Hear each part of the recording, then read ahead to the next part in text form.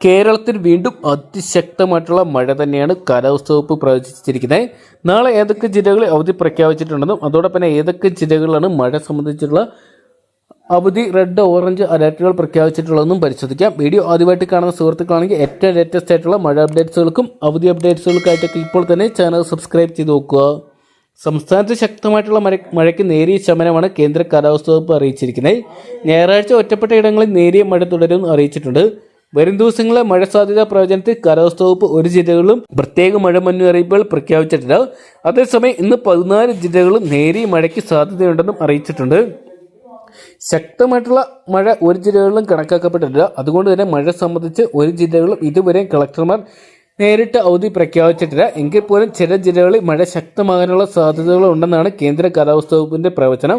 അതുകൊണ്ട് തന്നെ നാളെ രാവിലെയോട് കൂടി മാത്രമേ എന്തെങ്കിലും മാറ്റങ്ങൾ വരുമെന്ന് അറിയാൻ സാധിക്കത്തുള്ളൂ. നിലവിൽ കേരളത്തിൽ അതിശക്തമായിട്ടുള്ള മഴ പ്രഖ്യാപിച്ചിരിക്കുന്ന കേന്ദ്ര കാലാവസ്ഥാ വകുപ്പ് ഓഗസ്റ്റ് 13 മുതലാണ്. 13 മുതൽ വീണ്ടും മൺസൂൺ ആരംഭിക്കുമെന്നാണ് കേന്ദ്ര കാലാവസ്ഥാ വകുപ്പ് പ്രഖ്യാപിച്ചിരിക്കുന്നത്. എന്തൊക്കെയാണ് നമുക്ക് കാത്തിരിക്കാം. വരും മണിക്കൂറിൽ എന്തെങ്കിലും അവധി സംബന്ധിച്ചിട്ടുള്ള അപ്ഡേറ്റുകൾ വരുമെന്നും അതോടൊപ്പം അവധി മഴ മുന്നറിയിപ്പുകളിൽ മാറ്റം വരുമെന്നൊക്കെ അറിയാൻ വേണ്ടി. അപ്പോൾ വരും ദിവസങ്ങളിലെ മഴ അപ്ഡേറ്റുകളെ കുറിച്ച് അതോടൊപ്പം അവധി അപ്ഡേറ്റുകൾ നിങ്ങൾക്ക് ആദ്യം തന്നെ അറിയണമെന്നുണ്ടെങ്കിൽ ഇപ്പോൾ തന്നെ ചാനൽ സബ്സ്ക്രൈബ് ചെയ്ത് വെക്കുക.